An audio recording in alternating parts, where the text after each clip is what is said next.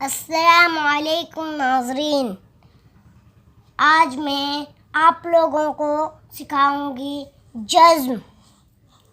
تخت، سخت، وقت، فرش، گرم، سرد، درد، زرد، گرد، بند، قدر،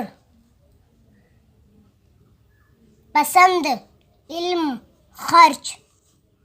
تخت پر گرد ہے، وہ فرش زرد ہے، سر میں سخت درد ہے، روٹی گرم ہے، پانی سرد ہے،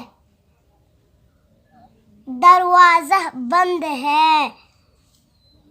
وقت کی قدر کرو، علم حاصل کرو، اللہ کی راہ میں خرچ کرو۔